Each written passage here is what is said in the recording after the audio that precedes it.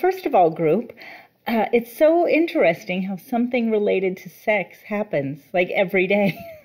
Like sometimes on Friday, I'll be like, what should I talk about today? And then something happens that I'm like, oh, I'll talk about that. It's like when I was a kid, maybe I've mentioned it before, on Sundays, our minister, Uncle Joe, we called him Uncle Joe, would have the surprise box, and a kid would bring something, and he'd open the surprise box and then give a little children's sermon on what was in this tiny little wooden surprise box. It's like, yes, again, I think the word box means something else in this context, but it is like a little surprise box because there is something I can always talk about. Like today, I got some gas at Costco. And I got to say, I look cute. I look good. Like, again, I'm working this Kundalini yoga, and it helps my abs. I mean, I don't even know it was going to do that. But here, let me show you. I don't know if you can see, but wearing my ripped jeans. And I had my shades on outside. And I pulled into the bay, I think it's called, at the gas station. And the thought came to me, unbidden, I wonder if there are any handsome guys here. Because now I'm like part of the game.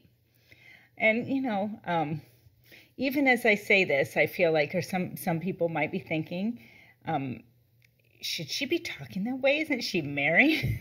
And that's true. Like today I was looking up the career sex educator because, you know, it makes me, I'm not dwelling on it, but it's an interesting point that I didn't learn anything, even though I was surrounded by women growing up.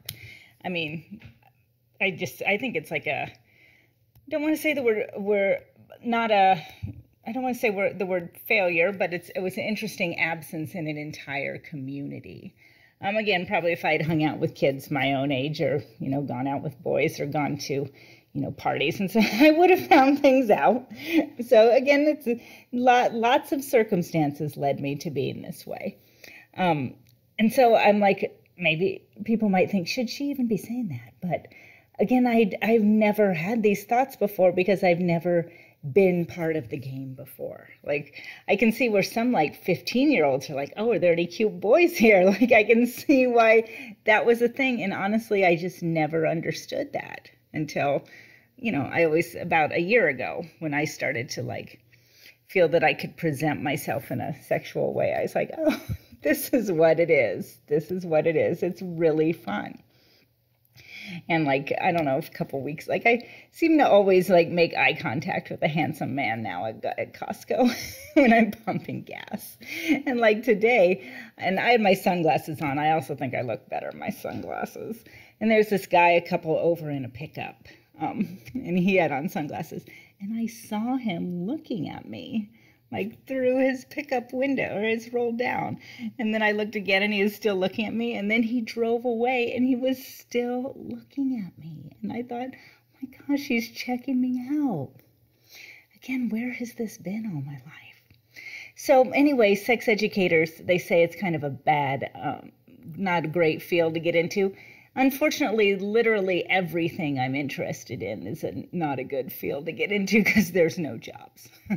So it seems, I don't know, this may be a different topic, but why are there never any jobs related to anything actually interesting? Like, you know, sex, theology, literature. Why is all that? Oh, we don't care about that. Okay.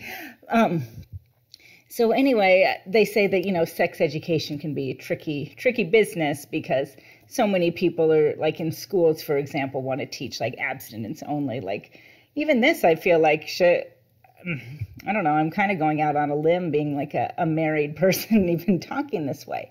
But I think my viewers are comfortable knowing that I love my husband very much, but like the physical thing has never been a big part for us. Like I just didn't even know that it could be until I started, you know, experiencing some new things. Because like, I think to get in the game, this is what I was trying to say.